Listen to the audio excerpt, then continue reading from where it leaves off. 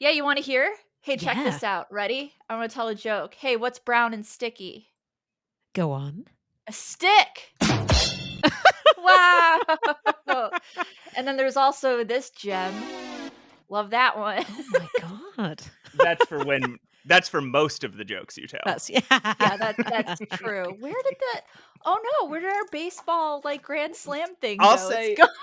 It's gone. I'll say, Cressup, we never use these sound No. effects. It's like we're I was showing gonna them off say, now. like when I've listened before, I was like, I don't remember hearing this before.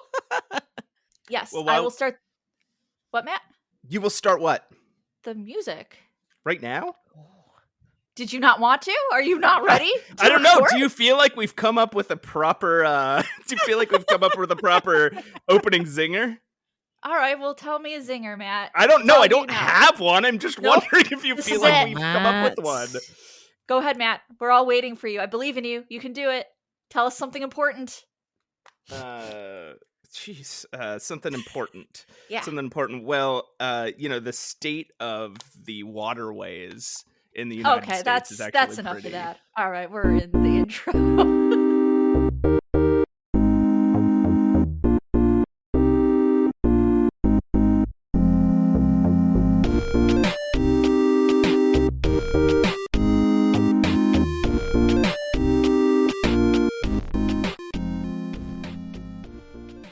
Hey everybody, and welcome to Save Your Game. I am your host, Matt Aucamp, and with me is my special co-host, Pushing Up Roses. How you doing, Roses? Hey everyone, Pushing Up Roses here. How's it going? And with both of us, we have a special guest. What? What? What? You didn't know that? You didn't see that there's Where? another person in the stream room? Okay. Oh my god! Oh, there you are. Hey! We have with us a Cressup. Thank you so much for joining us, Cressup. Why don't you introduce yourself and tell us a bit about yourself? No pressure, though. Just anything you want to say. Yo, I'm Cressup. Hello. Well, this is all very exciting. Yeah, I mean, thanks for having me on. This is. I'm just thrilled to be here, to be honest, Happy to and be here. be chatting to you guys. We are thrilled to have you. Cressup does a lot of adventure games. You've been just around the adventure game. Should I big myself up or? Oh no, I'll big you up. That Okay. I can do it for you. You've been around the adventure game community for a long time. I think I first heard you in the adventure game podcast. Do you still do that? Are you still a regular host on that? I haunt that place. Yes. No. Yeah. So I do a little bit with that. As a reviewer, yeah. Whenever Shorsha is doing kind of his review episodes, if I've got something to review, I'll hop on that. I just kind of like to go on all these things. I'm on the Adventure Game podcast. I used to write a bit for Adventure Gamers. Now it's Adventure Game Hotspot, and then I just stream them as well. So I just get about with my little thing. I don't really know how I have the time to do it, but you know.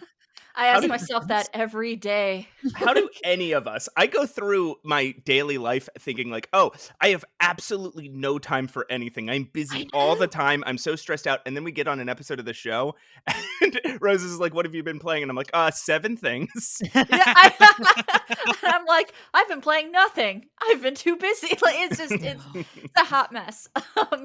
But I actually, you know what? Matt. Yeah. This is directed towards you. That's I me. want to ask our guests what their favorite adventure games are. I don't think I've been doing that, but I'm inspired now because Cressup does stream a lot of adventure games. She's been in the community for a long time. This is something that interests me. Cressup, what is your favorite adventure game of all time? And if you can't name one baby, because there are babies, you can name 3. Oh, okay. I'll give some leeway. If you name more than 3, we are hanging up this call. Yeah, we're hanging up. It's over. Oh my god. Yeah. So I do have an answer for this because funnily enough, this does get asked a fair amount whenever I speak to adventure game fans. But it's interesting because for a long time, and this is still true, I would say Grim Fandango because I think it's mine too. Since playing, yeah, it's great, isn't it? I mean, it is great. But I have a fear. I think if I played it now, I don't know if I'd love it as much. So I haven't I have replayed it once, but actually more than once probably, but I've not replayed it really recently, and I have a slight fear. Would I think I still would love it. I don't know. But it's everything for me. It's the dialogue, it's the music, the soundtrack is amazing, the So funny. locations. It's yeah, yeah, So that is my favorite game of all yeah. time, and I do play it every couple years or so. So maybe this will, and I still love it. Yeah, okay. So maybe that'll encourage you to like give it a go. I do play the remastered version without Right. the like. Look, it's my favorite game. I like the tank controls. Is a hot take, but I do play it remastered just so I can be in the living room like on my PS4. I do feel that it is a little bit slow compared to maybe more modern games. When I have gone back to revisit it. Hmm. There's a lot of setup, I think. I remember I've watched Yeah. other people stream it and people who are playing it for the first time quite recently, and there is a lot of at the beginning, when there's so many different steps you've got to do, and I think it can put some people off just the Oh amount of yeah. Right. things you've got to do. But I don't know. I think there's something about it's just so unusual. I think that I really love. I mean, I think if I was allowed to do more, I think probably Monkey Island 2 would be in there because Really? LeChuck's yes, Revenge, okay. yeah, yeah. Is that an unusual choice? I think it is. I would say that Is I it? yes. I think that not unusual, but different. So Yeah. I'm intrigued. Yeah, I think a lot of people say either Secret of Monkey Island or Curse of Mm. Monkey Island, Mhm. though I do think Monkey Island 2 is probably like the most influential of the games. When I'm going Mm. back, when I'm looking at like modern throwbacks to the point and click era, it seems like everybody their like primary piece of inspiration was Monkey Island 2.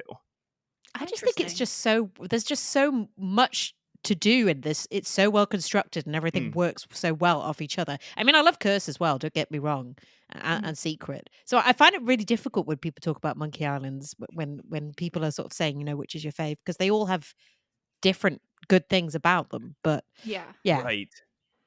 I And would Gabriel say Knight too. Gabriel Knight too. That's oh, another one. Gabriel Knight is a journey. It is, isn't it? It is. It is. It's wild. I love the writing of Jane Jensen. I love Gabriel Knight.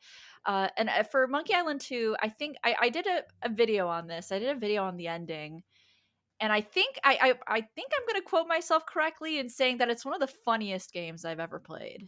Just in terms of humor. Even more than Secret and maybe more than Curse. There's something about the humor in LeChuck's Revenge that really stuck with me, and I found it extremely funny. I get what you mean about that, and I think maybe it's kind of just that it's so absurd as well. There are some really Yeah. weird things in that game, and you could be quite cruel, to be honest. I mean, you can be in all of the Monkey Islands, but especially in that one, yeah, definitely. Yeah, Oh I yeah, I like agree. you get a woman arrested for absolutely no reason, and then I'm trying to remember. Do you steal her boat? No, you make her take you out, right? Yeah, yeah, And then you get her arrested. just I'm cruel. never going to forgive Tim Schafer for that weird puzzle with the fingers and the door. Like, if this is this, then what is this? Oh Do you guys know what I'm talking yeah, about? Yeah, for listeners who haven't played, there is a puzzle where there's a man through a door, and he is holding up fingers in front of you, and he's telling you math problems. yeah. And the key to this puzzle is you have to not read the math problem. You only look at the fingers. I Hmm. hate Hmm. it. I I, Yeah. I hate it. And when Tim Schafer was questioned on it, he talked about it so casually, like it was like, yeah, I love that puzzle. Like, what? I think it's a perfect puzzle, to be honest, because it Oh, it it subverts your expectations, makes you think in a way, and it's the sort of puzzle that if you do get it, you're like, oh my god, I'm a genius, and if you don't get it, you're like, oh, Genius. I'm so not. You're not like, oh, this game sucks. You're like, oh, I'm so dumb, right? mm. Like, and Yeah. I was in the second camp. I was the Oh, oh man, I'm so dumb. I just got angry. I'm gonna be honest with you. I'm like, what is this? Why is this? And there was like a weird in Grim. I don't know if you remember this Cressup, but in Grim Fandango, there's a kind of a sort of similar puzzle where you're in a casino Yes. You know, yeah, you know what and there's like the keynote, the numbers on the board. I Maybe. forget how to do that puzzle, but that's another Tim Schafer Yeah, I was going to classic say, puzzle. what's going on, Tim? Why are you putting these puzzles in there? We gotta bring Tim on here and give him the what for. Hey Tim, Uh, about that weird puzzle. That's the whole thing. That's the whole podcast. It's just that. Yep, it's just me I ranting. I actually remember playing the Monkey Island to the door puzzle that you were just talking about. I'm not sure if I ended up looking up a walkthrough because I might have been too young. Like it might have been too early on in the age of the internet. But I remember sitting down with a piece of paper and just writing every single number down and being like, Oh no. addition, no. Subtract, okay, what if I add this to the no, okay, what if they all subtract from 10? Like just like the craziest Subtract shit. from 10. Just like coming up with any possible way to make a pattern. And I think like then somewhere along the way I started writing down the finger numbers. And I was Yeah. like, oh, that's the answer. It's just that. It's just that. Wow. I guess Tim had said it's something he did with like family members or something. I'm like, that does not make a good puzzle, Tim. It's something we used to do. Yeah, it's just something we used to do. So we put it in a game. No. Stop I it. think it's a great puzzle. I mean, All it's right, better yeah. than doing the you have a fox and a chicken and you have to cross and a bag of grain and you have to get them all across the river, but you can't leave any with the other one. Like we've Oh, done right. that Yeah, puzzle yeah. in adventure games 700 Sure. times. I'm a fan of anything that has It's a little bit of innovative. originality. Ish. Ish. So, But go ahead, Matt. oh, I was just going to move on. So if you have something you want to say about the finger puzzles. No, I'm done. I'm done ranting about the finger puzzle. We're Okay. good. Cressup, what have you been playing lately? Have you been playing any adventure games lately? You know what? Funnily enough, I have. Yes. So what would I would if I just I know, sorry guys. If I just be like, no, not really. So I'm dipping my toe at the moment into quite an unusual game. It's an FMV game. It's a Greek FMV game. I don't know if you guys might have heard about this. It's called Nick Delios Conspiracies. No. And No, it's not familiar. it's quite unusual. It came out in 2003. Okay. It's a Greek FMV. I'm playing the dubbed version, which is interesting in itself because the actor of the main character is a British guy who sort of says, and I feel like he's sometimes just making up the script because he sort of says Right. things like, "Oh bloody hell," and it's like Right. I don't think that's what the character is saying in Greek. Yeah. And it's set in a futuristic. It's basically heavily stealing off Tex Murphy. Okay. And it's set in a futuristic Greece.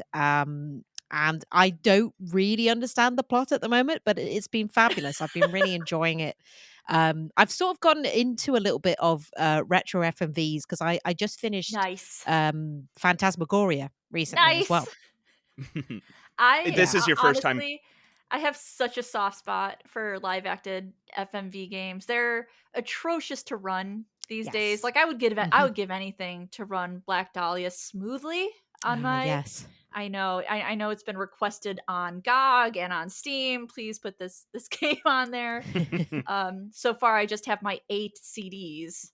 Like my 8 God. Yeah, my 8 CDs that I can't do anything with. So I did just look up Conspiracies Yeah. just to Mhm. see.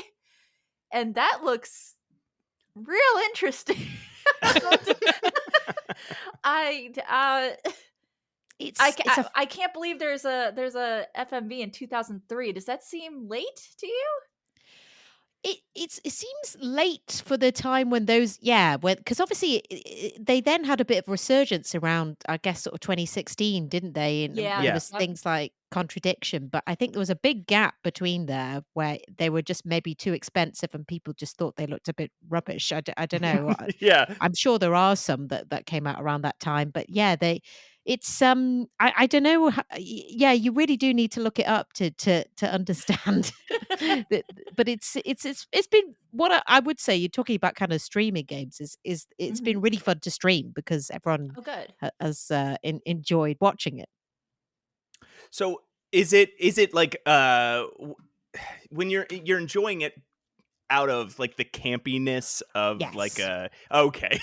I was wondering if you were like, no, actually it's really, really good. Oh Like no, this I mean, no offense. I never want to kind of be down on games or anything when clearly they had some vision with this. right. It's to be fair, it's more enjoyable than some games that I've played, not necessarily adventure games, but just in the point. I've no idea where this is going. There was an interesting bit where there was about a 5-minute song that a blues band performed. What? Oh Yeah, dear. Oh a dear. real life Greek blues band called Blues Wire, I think they're called. And there's a strange part of the game where you have to get an autograph from them, and you end up having to pretend that you're dying, and then they give you an autograph because they feel bad for you. And there's just sort of very odd parts. It's weird because it's a mix of FMV and then it's kind of like first person in a 3D world with obviously Mm. quite retro graphics. So it has got that. It's like I said, it's very heavily borrowed from Tex Murphy. For sure. Right. Sure. Yeah, but I guess the stream wise, I've just been enjoying the campness, the unexpectedness of it, and also the dubbing. I think has also added an extra layer because sometimes there's some very weird lines, and we've been trying to work out was that in the original dialogue or is that something this extra dubbing has added. It's interesting to say the That's least. so good. Yeah. That's great. Yeah. Matt, So you're and that's a game you're playing on stream?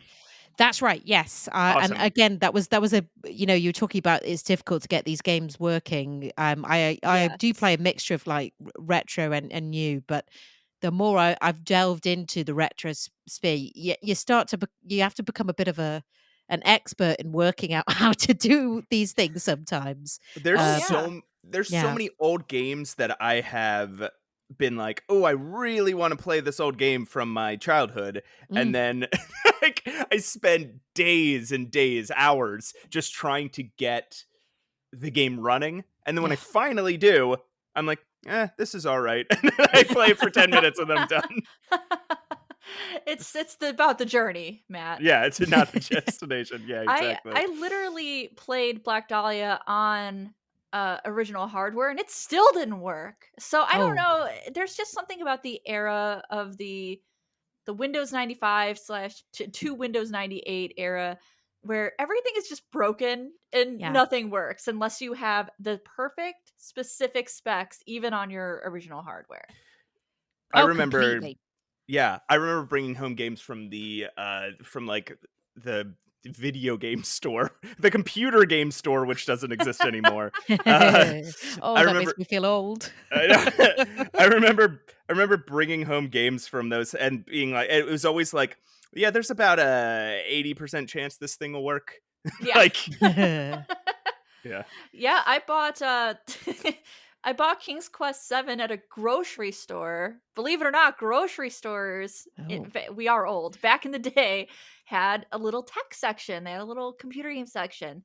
And I bought King's Quest 7. I got it home and guess what? It didn't work. I was so Mm. sad. It Mm. was like my first PC game that I bought with my own money. I was so proud of myself and then it just did not work, not even a little. well, that reminds me, talking about Grim Fandango, I actually bought that from a Costco. And Nice. I bought it because I didn't know anything about Grim Fandango. I wasn't like, hey, it's Grim Fandango. This is out. I Right. just saw it and it had a picture of a skeleton with a gun on the cover. And I thought that looked really cool. And I was like, Yeah. yeah, I want this game. This looks really It cool. it is really cool. It is, Yeah. isn't it? As a young, I don't know how old Yeah, I would have been, but I was like, this is really cool. It's a yeah. skeleton with a gun and it looks really. neat. So I just Yeah. bought it. Yeah. Well, And my then dad bought it. and then you load up the game and you realize he's just basically like a travel he's like he's He's a like Yeah. travel a travel yeah. agent. And you're like, "Oh, this is Right. Yeah. Oh, okay. But Cool. luckily, I mean, yeah, I'm trying to think how old I would have been when I bought that. But my first adventure game was actually Escape from Monkey Island, which Yeah. is an Whoa. unusual. Yeah, I know.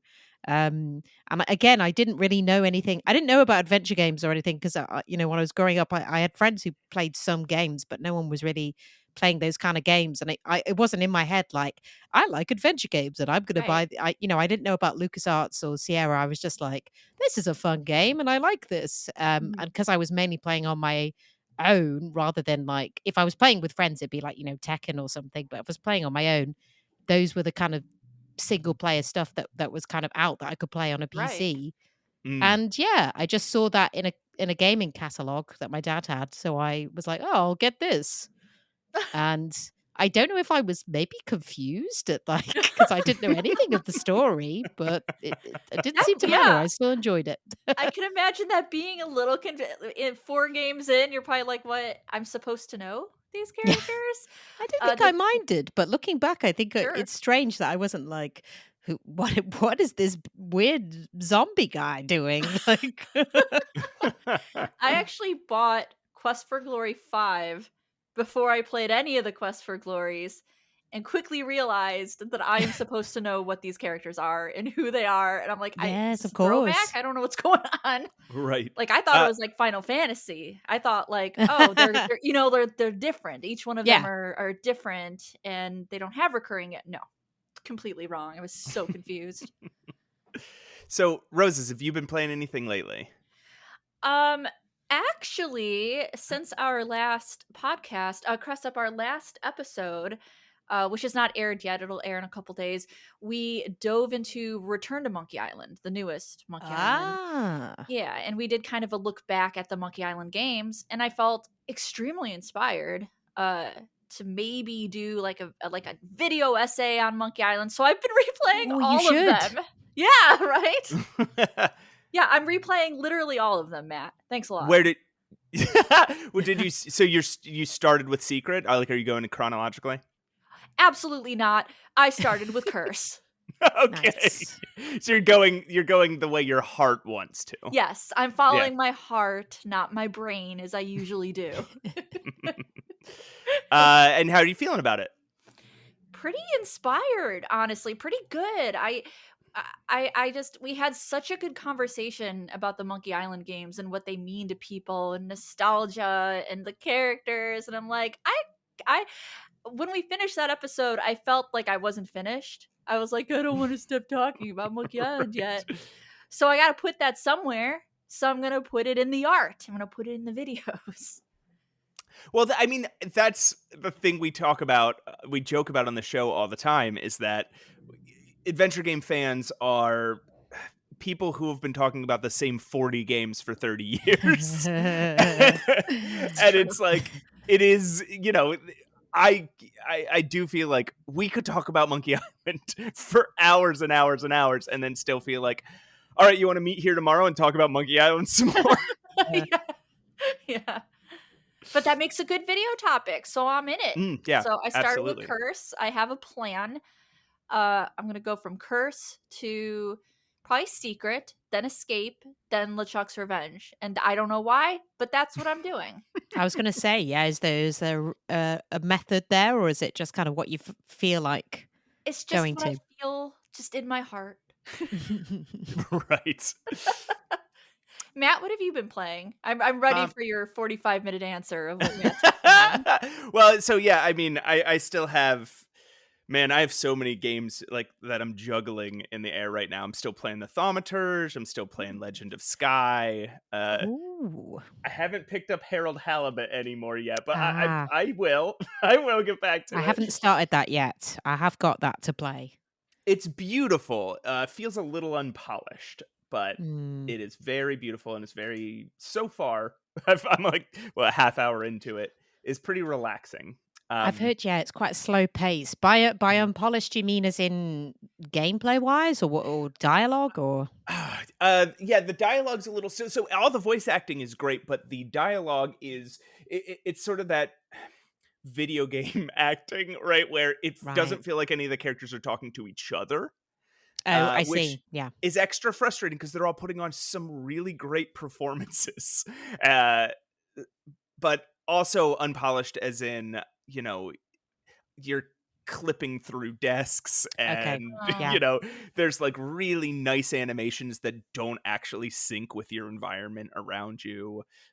Your walk animation is really slow and you have to walk down really long hallways all the time. Oh. So but I think if you're prepared for like a slower game, Yeah. so far I'm really liking it. But the games that I want to talk about today are two games that um, I was inspired by games that I've talked about on the show before. So last episode, I was talking about Botany Manor. Oh, now I've got that to play as well. Yeah, and I've It seen a little is bit of people play that. it is really good. Oh, yes. I'm a huge fan, uh, and I was loving it so much that I wanted to find more games like it, and so I decided to look into like the credits, and this video game designer, Laura DeMay, uh this was not Botany Manor was not her first game. Her first game was this game called Assemble with Care, Oh, and yeah. you've played it? I have again. I've heard of it. It's on the list. Okay. Oh yeah, it's so Assemble with Care is basically you're a woman who likes fixing things, and you have just journeyed to this European town, and people just keep bringing you things to fix. Like a little girl needs you to replace the batteries in her cassette deck, or a woman can't figure out why her rotary phone won't make phone calls, right? So I think it might be a period piece, but it hasn't really gone into it. But anyway, it's very relaxing. You are just taking apart mechanical objects, replacing the pieces that need to be replaced, and then putting them back together. And then as you do that, the people who you're fixing things for tell you a little bit about their lives, and it starts to broaden out the story of this town and the people in it. Ooh, does it get dark? Not so far. Damn. Well, Like, there's are you fixing like a cursed cassette tape? No, it's just there's sad. There's like you fix a cassette tape that has a girl's dead mom singing a lullaby on it. Oh, good. Oh, okay. Well, that's a bit dark. Yeah, so The sort of sad way. yeah, dark in the way that is like affecting and sad. Maybe even a little maudlin, but I'm not far enough in to criticize it in that way. So far, it's really enjoyable, and it has a similar sort of relaxing and touching feel that Botany Manor has, without quite having as interesting puzzles. Mm. So Can I I suggest, yeah, if you're looking for kind of similar, I mean, I've not played Botany Manor, but I've just seen sure. kind of the trailers and got the vibe of it. I don't know if you've ever played Eastshade. That I would suggest that as a kind of relaxing game. If I you're have looking never for that played kind of vibe. Eastshade. It's sort of it's set in this really like beautiful landscape, and you're this photographer. It's kind of like I think they call it adventure photography, but you're basically like a traveling painter, and you've got this canvas, and you sort of capture images and stuff as you go along. But it's like a really beautiful. If you enjoyed like the garden sort of Mhm. landscapes of Bossy, it hasn't quite got the same kind of mechanics, I think, but yeah, possibly. That's awesome. Yeah, that sounds up my alley. I'll check it out. That is Yes. definitely going on my I will list. share. I'll share a link with you. Oh, thank you so much. And so that was Assemble with Care. The other game I played, I talked on the show a couple weeks ago about a game called Exit 8, Are you still where playing that? no, so Oh, okay. just to rehash, you're walking through like a subway tunnel, and every time you see something weird in the subway tunnel, you have to turn around. So you're looking for anomalies. What I found out is that there's actually a game that I think is older than Exit 8 that has the same premise. and it's called Shinkansen 0. Um, I'll look that up. it is well, actually, I take that back. It is not older. It is from March of this year. So the premise is very much the same.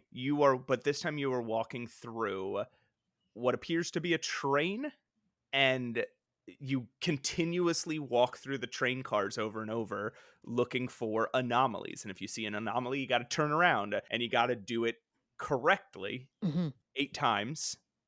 And the thing that's interesting about this versus Exit 8 is the game doesn't end there. You move on to another harder level. Like another train car? Are you going through train Yes. cars? Okay. Yeah, and in that one, the rules are reversed. If you see an anomaly, you got to keep Keep going. walking. If you don't find an anomaly, you got to turn around, which is actually it increases the difficulty so much because I bet. becoming convinced you did not see an anomaly and so you have to reset the thing is, for some reason, it's the same exact thing, just a different direction, but it is so stressful.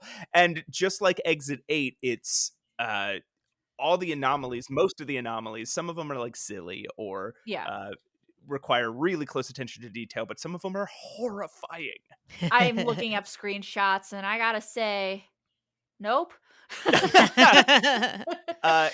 It's by this developer, Chilla's Art. Yes. Yeah. And very popular stream games. I bet they are, yeah. Okay. Well, maybe that can dovetail into our discussion today, because Chilla's Art, they make a lot of what seem like psychological horror games with very simple assets, like 3D assets, and supposedly some of these are really good. So now I'm going to check out Chilla's Art games, and if anybody went and checked out Exit 8 based on my prior recommendation, check out Shinkansen 0, which is Shinkansen. It'll be in the show notes. Good news. All, it seems, I'm on Chilla's Art Steam page, and they're all on sale. Like, all of them. Ooh, are nice. Oh yeah, off. you can get all of their games for $90, in one fell swoop. Right and now. There's a lot of them. There's a lot. Yeah, I think there's. I'm shocked, actually. It just keeps going.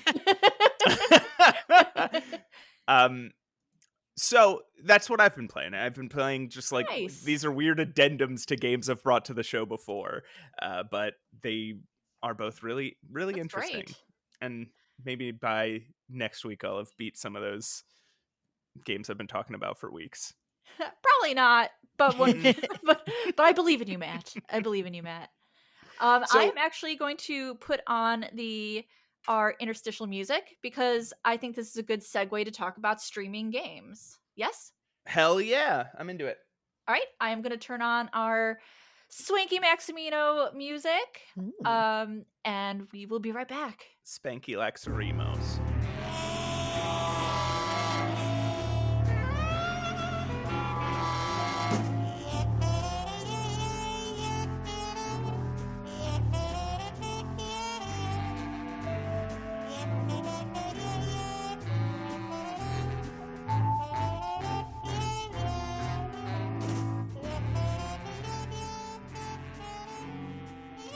Hey everyone, welcome back to Save Your Game. With me, as always, is Matt Aucamp. And of course, joining us for our second segment is Cressup. Hey guys. Hey. Hello. So today... How's your break? How was People like to know.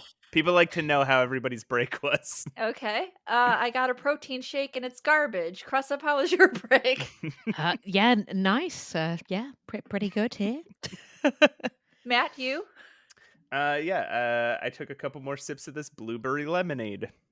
Now, mostly we were just sitting here talking. Whoa. Let's be honest. Yeah, let's just be honest. We were gossiping about adventure games. We like to pretend we take real breaks, but we never ever do.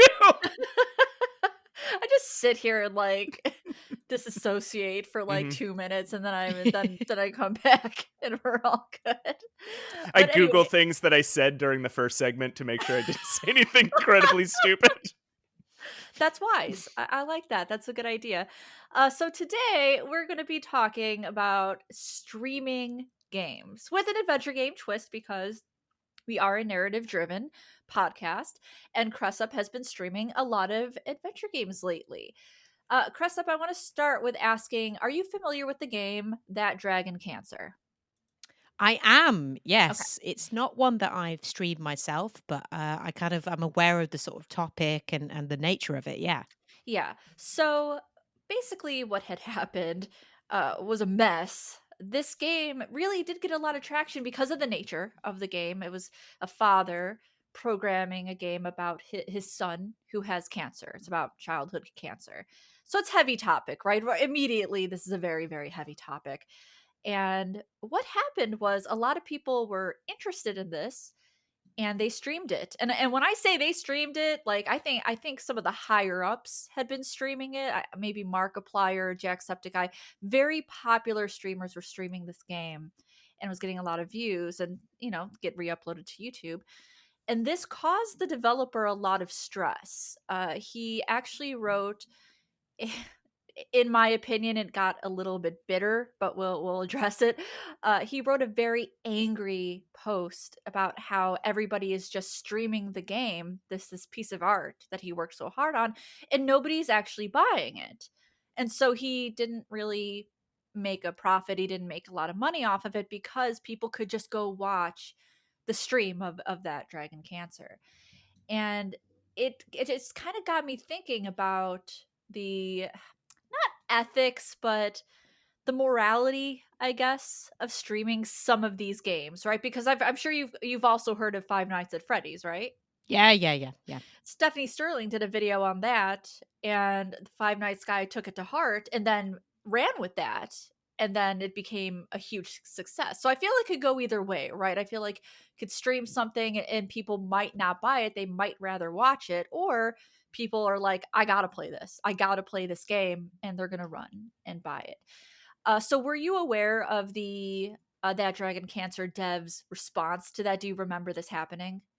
No, I didn't know that, but I mean, it's kind of a discourse I think with other games as well, especially Mhm. obviously adventure games or story based games, and I think that is something that I remember, for example, with At Dead of Night, that which was like a kind of FMV game. Oh, right. Yeah, horror game, great game. And that came, I think it came with I can't remember exactly what it said, but it said something like, please by all means stream this game, but just don't stream the ending. Or Mm, if you are going to do it, give it a bit of time before it comes out. So I'm aware of kind of developers definitely having this feeling sometimes about it. sure. It's very interesting. I remember reading that dev's article about it, and I was kind of two minds, right? Because I don't know. Games are very interesting to stream because you can play them differently, even narrative driven. I can Yeah. play Curse of Monkey Island differently than Matt. Um, and my commentary would be different. Um, but obviously there were also people simply playing the game with no commentary or streaming the game with no commentary and putting it up as I guess we could call them a long play, just like you Mm. know what I'm talking about, like the Yes, sure. videos, Yeah, yeah, yeah. yeah, where it's like no commentary. I'm like, Yeah, and that Mm. just yeah, yeah.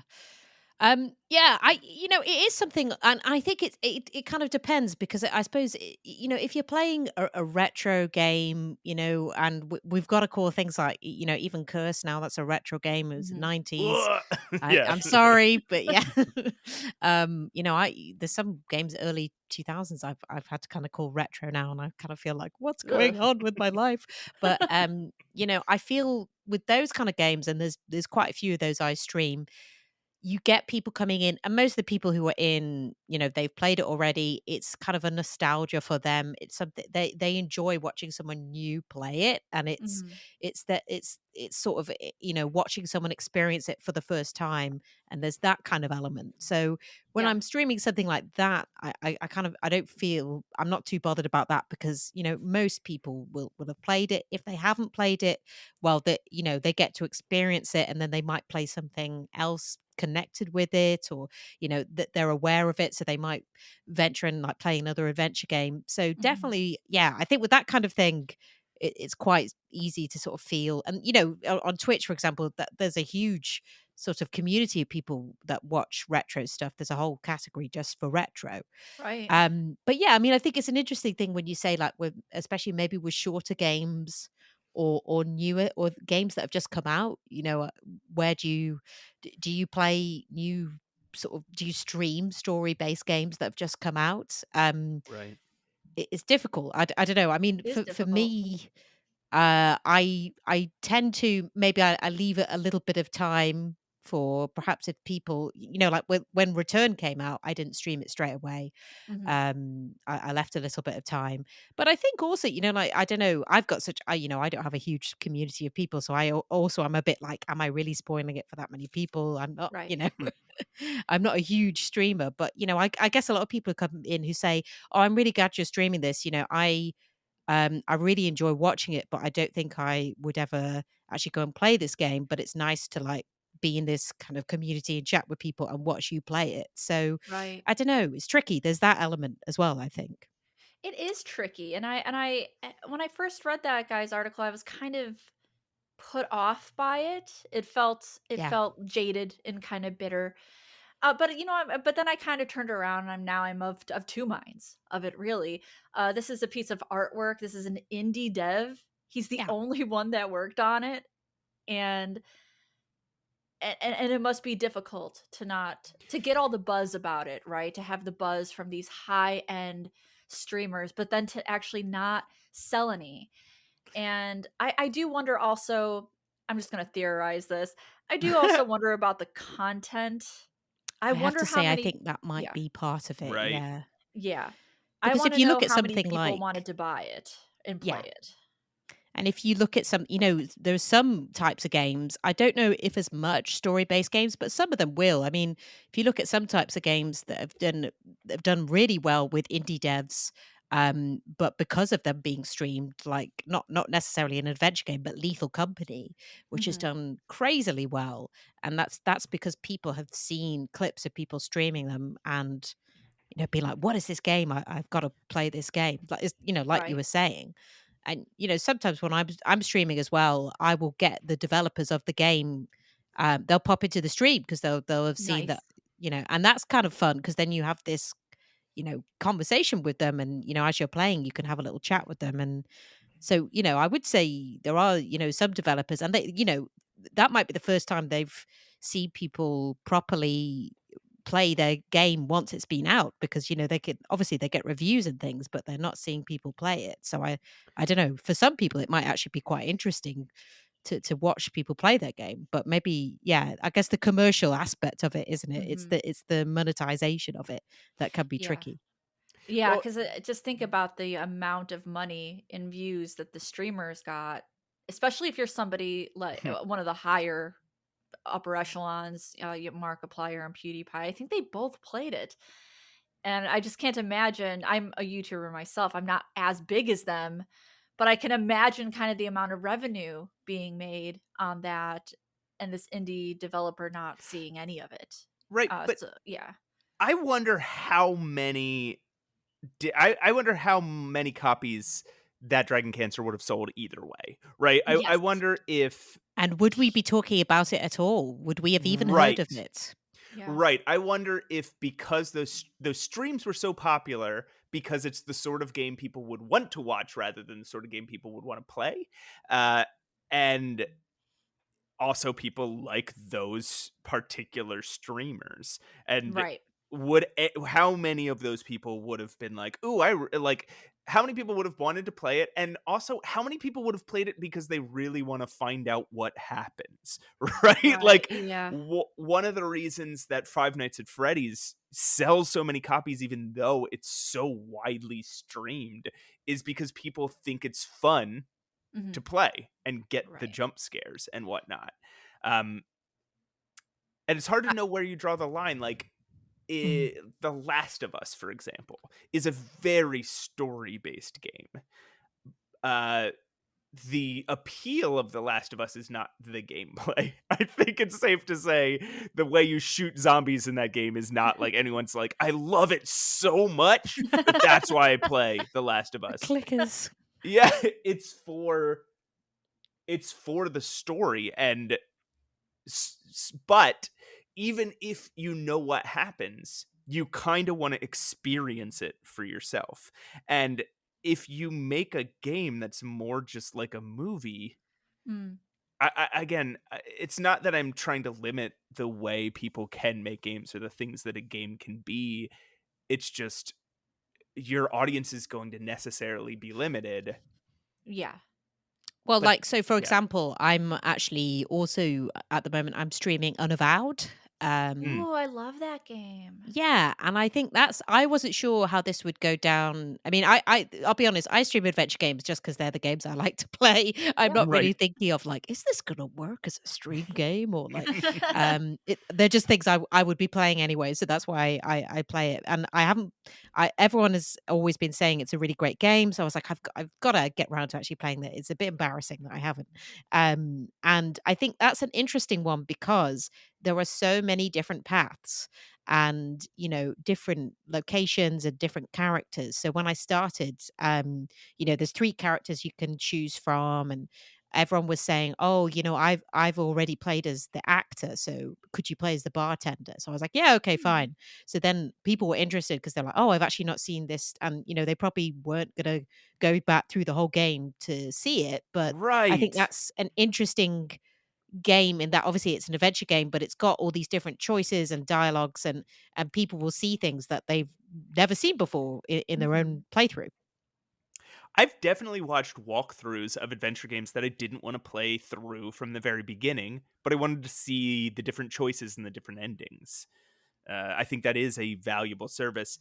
I also wonder, I was thinking about the thing about, the games that are basically like similar to movies, right? Where the Hmm. playing of them is not nearly as important as the story.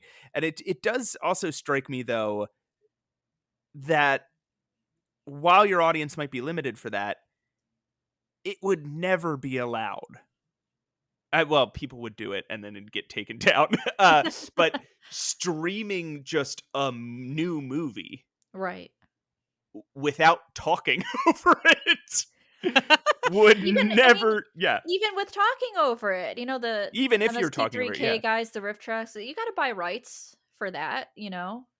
Well, there Right. used to be a strange thing. I don't think they do it anymore, but I know on Twitch they used to have watch parties where you could stream Yeah. things on Mm. Prime if everyone else also had Prime, and everyone could watch it. I think they've stopped that now. But that used to be a weird subsection of Twitch that people could do that.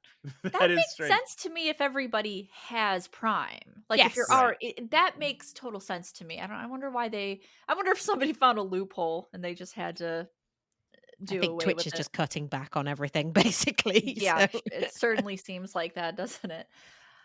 Um, but yeah, Matt, I think you brought up a good point of would people have bought that's actually what's really hard to prove, right? Mm. Would the game have sold even as many units as it did without the streamers because the content is so heavy? I mean, I was Well, very go ahead. not only that, people are down on what they call walking simulators, right? Like I love sure. Mhm. that kind of game. I also don't mind the derogatory term walking simulator. I know some people We love them it here. really chafes some people's ears, but uh I love that kind of game. I think those games are incredibly valuable, and I think that's like an evolution of a branch of the genre of video game, right? But Yeah. that audience is always going to be limited because Yeah. so many people, when they play a video game, they want interaction. They want to turn their brains off and stab bad guys. Right. And I wonder as well if it's, I mean, I don't know how, did they enjoy the games, the streamers, or did they, what kind of Uh reaction did they give? Because I'm always kind of a bit wary of that as well. If I'm playing a game, especially if it's a new game. And I think, well, actually, a developer could check out this stream. I mean, not that, I mean, it does happen that they come into the streams and have a chat. And I'm always a bit, I don't want to, I can give fair criticism of things, but I don't want to be too down. But I know sometimes streamers, obviously much bigger streamers, they might want to give sort of over the top reactions to things. And that could have a negative effect as well. That's a great point. I think that Dragon Cancer did upset a lot of people, and thus the reactions are going to be hyperbolic and probably even more sad than what the streamer is actually feeling, just to drive the point home that this is an experience. This is a game about childhood cancer. So you're not going to get the same reactions as, say, Five Nights at Freddy's or Dead by Daylight. Did I say that right? Dead by Daylight? Yeah. Yay, I did it. You're not going to get the same reactions. It's not going to inspire wanting to play that game. Now, I'll say this: not a lot of people want to be sad. You know what It's I mean? true. Like, And yet a lot of people want to be scared. It's they interesting. do. Horror games do so well, especially on stream. Yeah, You were talking that's about that true. Sheila's art. That's I see so many people, stream that game, and to the extent, it's part of their schedule. They're kind of like, oh, I'm going to play Right. another one. Yeah. Yeah, scared, that's fine. That's adrenaline pumping. Don't really want to be sad or reminded of reality, Yeah. because zombies, whatever, who cares? They are not real. Cancer is very real. And I just wonder if people would have rather watched the streamers because the content was so heavy and they didn't like want to interact with it. I kind of suffer with that sometimes with horror games. Sometimes I don't want to interact with it. Yeah. So like I'll give the controller to someone else. It's not that I can't watch it. I just can't interact. I'm too afraid to interact with it. So I was just kind of I was just kind of wondering if people would have rather just watched instead of interacted with such a heavy thing. Huh. It's interesting that Cressup, you brought up At Dead of Night, because I did play At Dead of Night after watching a stream.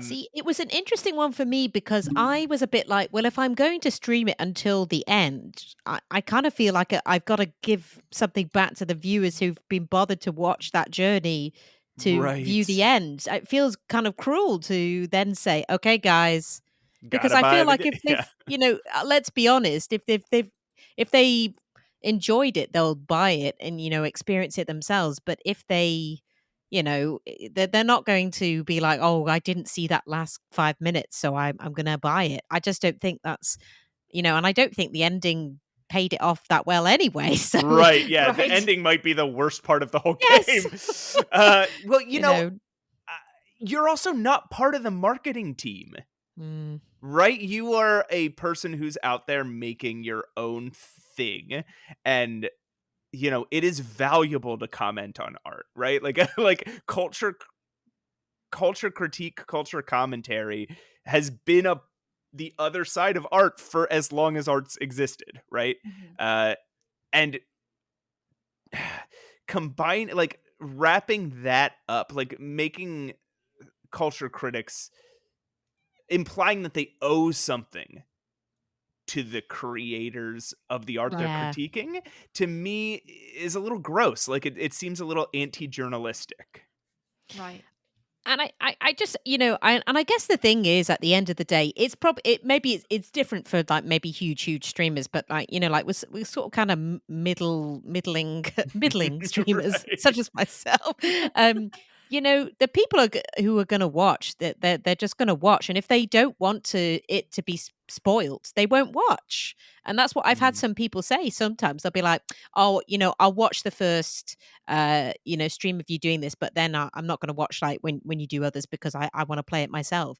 People will see if they like the game and then they'll go, oh, actually, I kind of want to play this, so I'm going to not watch it and get it myself. So Mhm. sometimes you're kind of giving people a little bit of a preview, and they can go, oh, actually, this looks really good. Okay, I'm not going to watch this stream.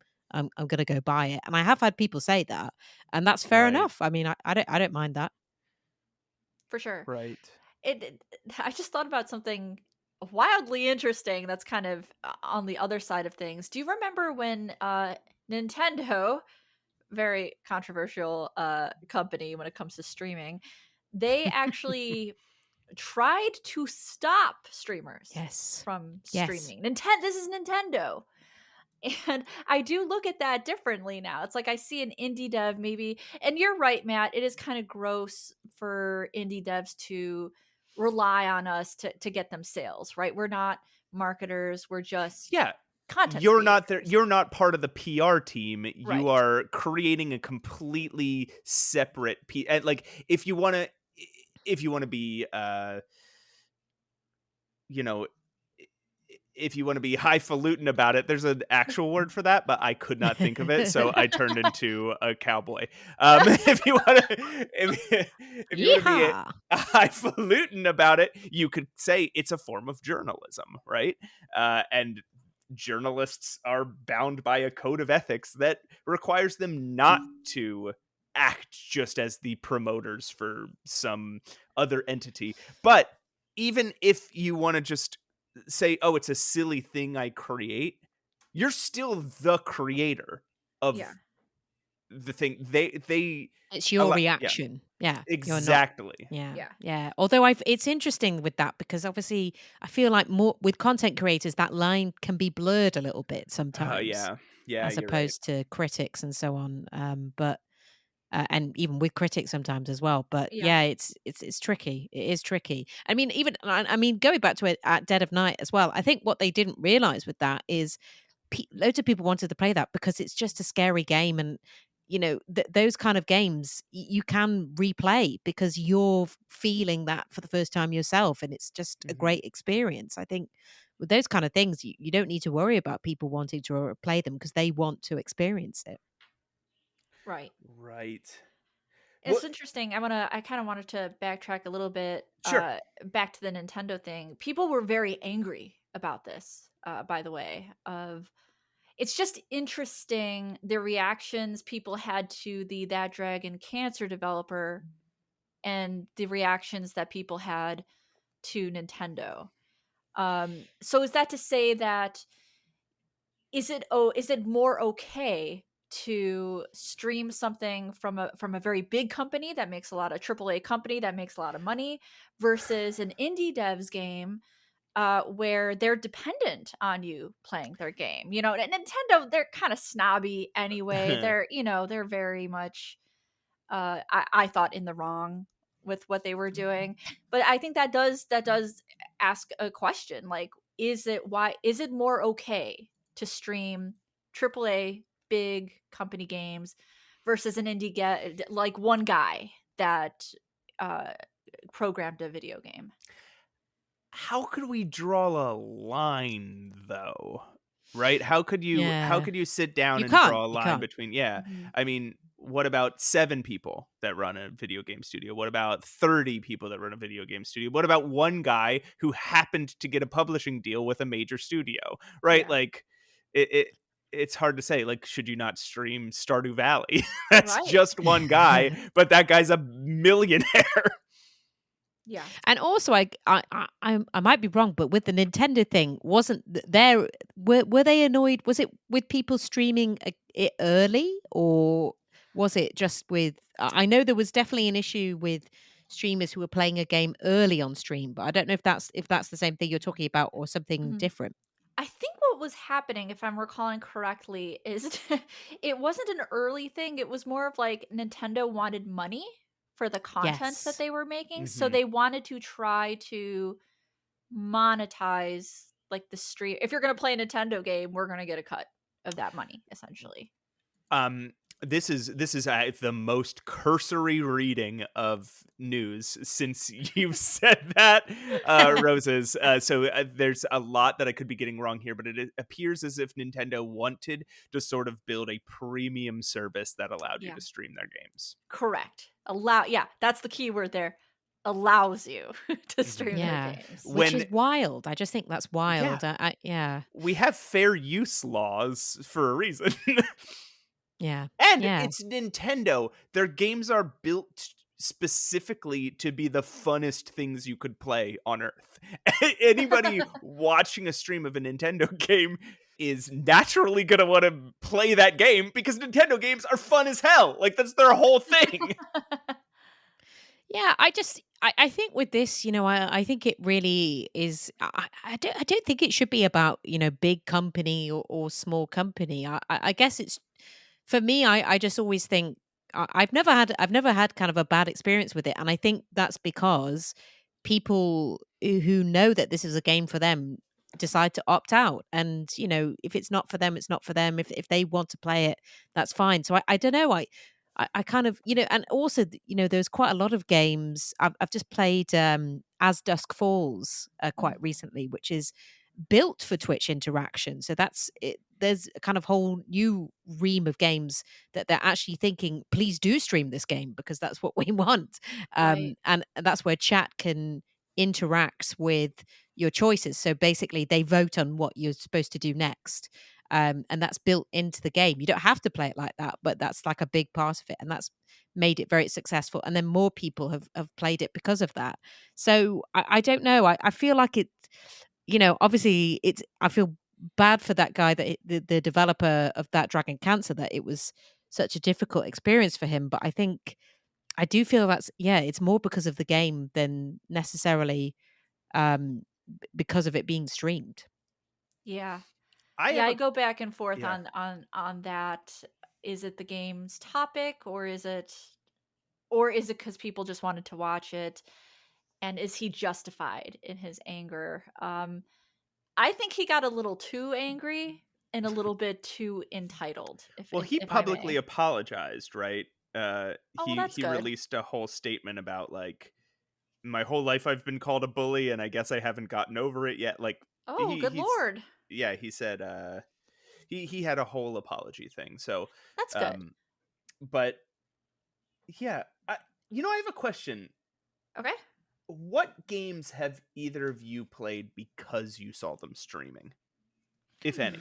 Ooh, I have to. So I will. I'm really bad with like memory, like in terms of like remembering what I've played. So I always have to. I really like that Steam has a library that I can be like, just look down the Oh yeah. list. Oh, yeah. All through so often in this podcast, I always have my Steam library open to Yeah. reference. Mhm. And sometimes do you guys ever use backlog.com?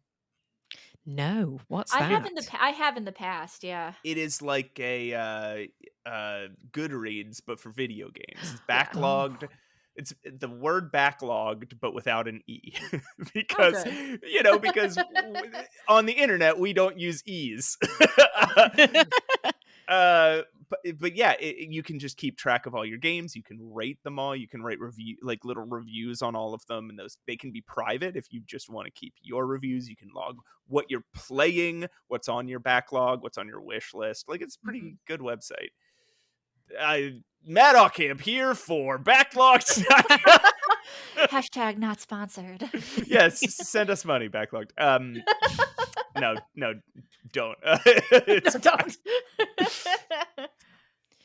So yeah, I mean, I would say there's a fair few because I guess I do follow a lot of streamers. So if Mhm. and also I kind of pick up sometimes if I start seeing a game that's just come out and I'm like, a fair few people are playing this, so there must be something good about it. I mean, just recently I played a free game actually called Please Touch the Artwork 2. I don't know if That you've heard that. We I played have. the demo. Yeah. Yeah. Yeah, very nice game that because it's it uses real life paintings, or it uses assets from real life paintings, and it's Yeah. kind of you clicking around the different pages and exploring them. It's just a hidden object game basically. Mhm. But I just saw someone playing that and I thought, oh, that looks really cool. That's like a nice art style, and it looked like quite an easy game that you could sort of chat along with. So that's one where I was like, yeah, this, and I guess sometimes from a sort of streamer's perspective, I'm looking at people playing it and be like, oh yes, this could be good for my stream. Yeah. I'll pinch For that sure. idea. But yeah, so I would say actually there's quite a lot of things that I see other people and I'm like, potentially. I bought Cult of the Lamb because people Oh, were yeah. Now Mhm. people were streaming that's that. a good stream game because Yeah. you can that's Twitch integrated. You can Yes. have your cult named as your chat. And I Mm. guess obviously the biggest thing I've bought is probably the Jackbox games. Like you see people Yes. streaming them, you will buy them. Mhm. Right. And it's Right. not just because one of my close friends is a lead writer, I swear. Oh, Hmm. really? Yeah, they're based in Chicago. So More payola. shout out to CJ Tour, one of the lead writer. Good job. Keep writing those jokes, Yeah, good CJ. job. Doing great. But like, man, talk about a game that, or a franchise rather, that embraced the idea of streaming. Just wants you to stream the games, wants you to buy them, play them with your friends, and not worried at all, if the streaming, like, I think they know it doesn't hamper people from buying the games, but I think that's one of the games, since a party game, that I think embraced streaming like some of the most enthusiastically. Yeah, Right. completely. And there's another one actually, King of the Castle, which I don't know if you've heard of, but that's a really fun. It's a bit like Jackbox, where again it's all about sort of community. You play as a monarch, and then your chat are your sort of noblemen, Mhm. Oh, and wow. they.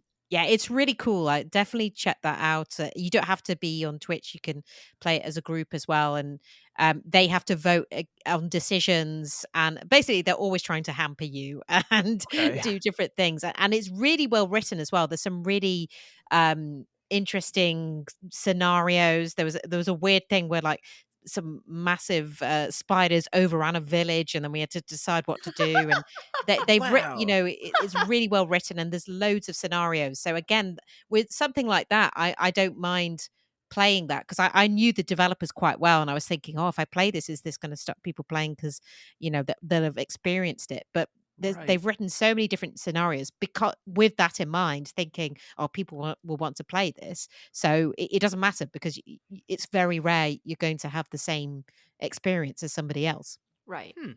I think those are the best games to stream. And I guess keeping that in mind, even though that guy apologized, Matt, which I'm happy to hear, I do still sympathize with what he was feeling, even if he went a bit hard.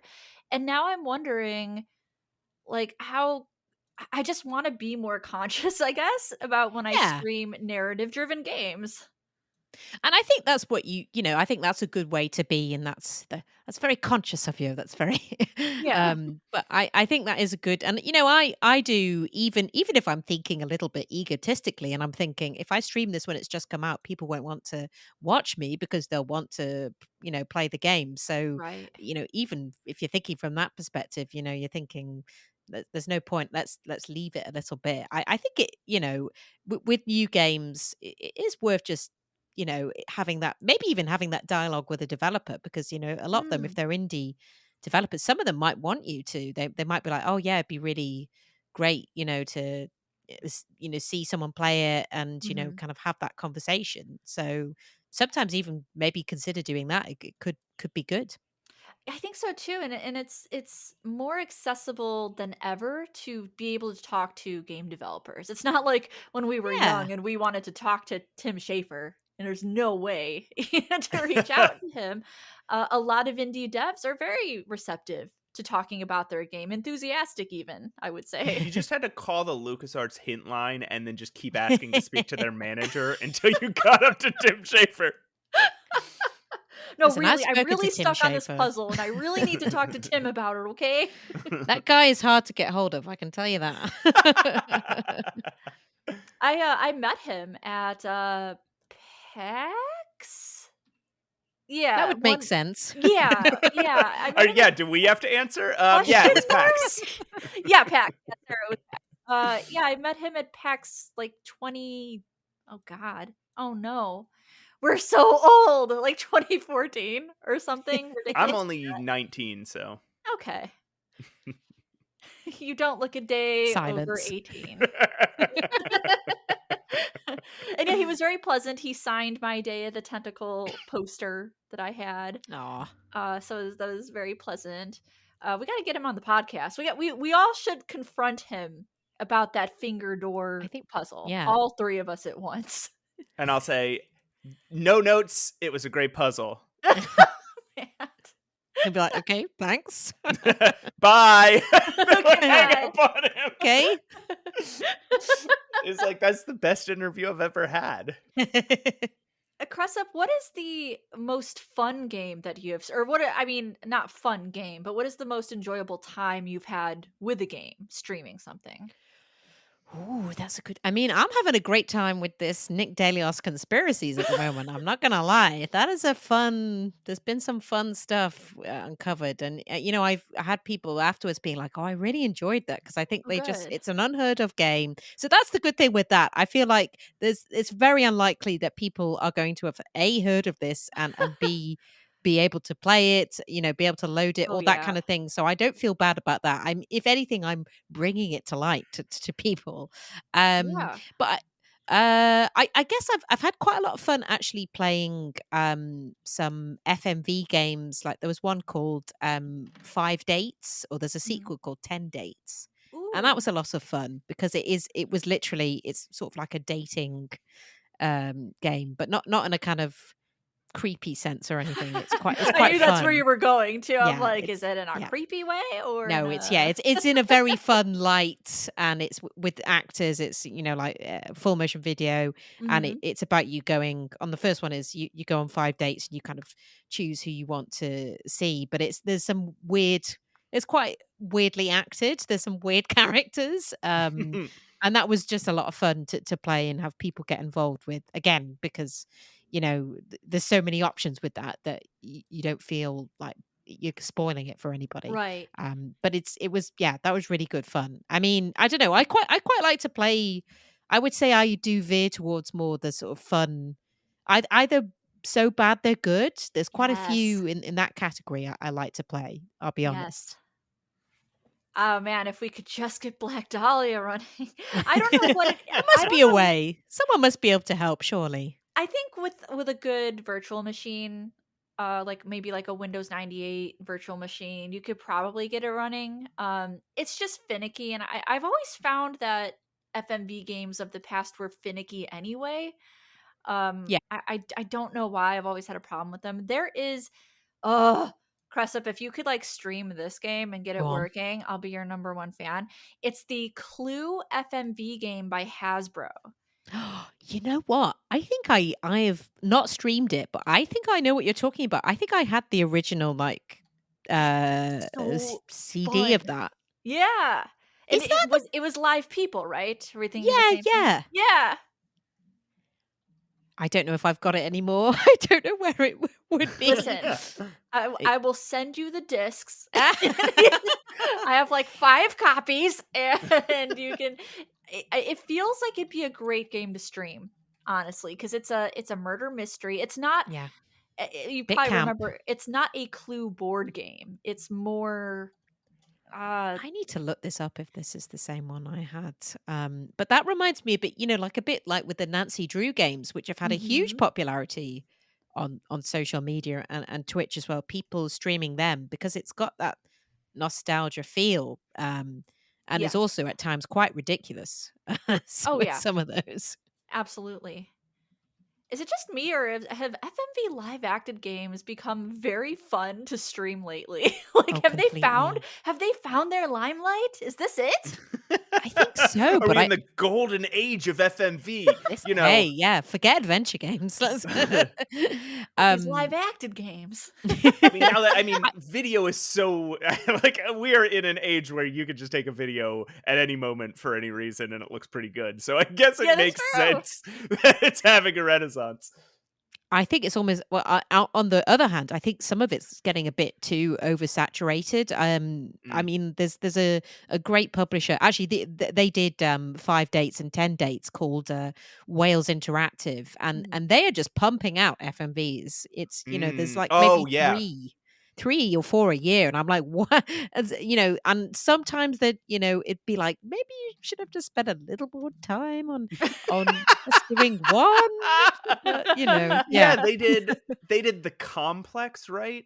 Yes, that's right. Yeah. And Yeah. they've done then Isle Tide Hotel. People were a big fan of, and we've talked about on the show a couple times who pressed mute on Uncle Marcus. Oh God, yeah, yeah. I'm Yeah. still mad at that game. I'm so mad. Listen, Cressup, here's what happened. This is what happened. Something's wrong on my PS4 and I can't skip cutscenes. Oh no. Oh Yeah, no. exactly. Oh no.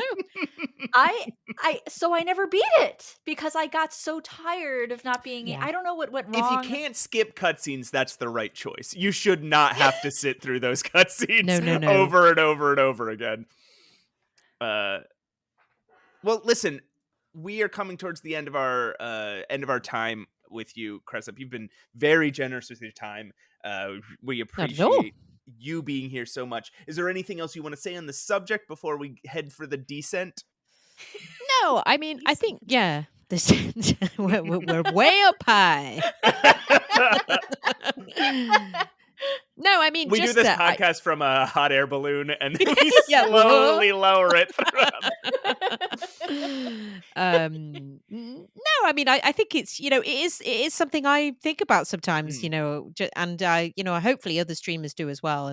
But I also, it's just really lovely to have people come in and enjoy it, and either say that they're going to go and play it, or if they're the developers, having that back and forth, and just being able to have that connection, really. So I think Mhm. it definitely, streaming does, you can have a connection with the game, as well as possibly not. Yeah, I Right. think I think there is some benefits to be had from it all.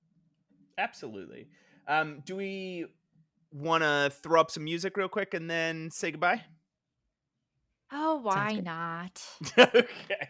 I just want to sit here and talk about Monkey Island.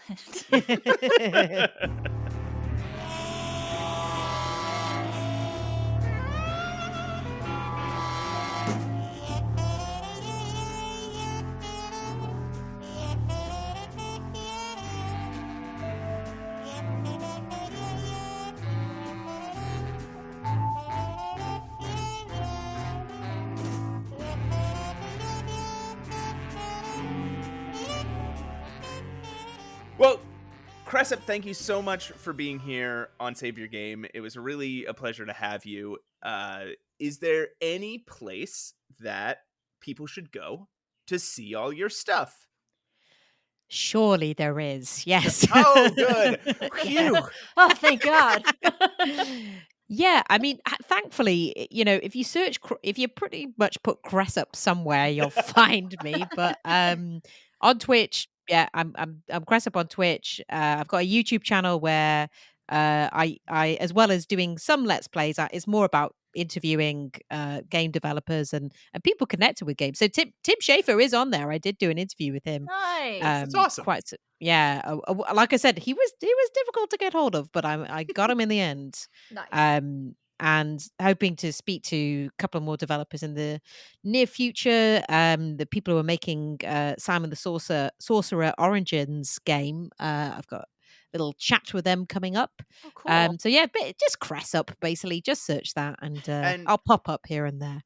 Cressup is a great interviewer. So if you are going to be, if you're looking for sort of the best possible interview you can have with I'm some not of these sure about classic adventure game creators, why don't you check? Yeah, you don't have to be sure about it. I can be sure of Okay. it. Yep.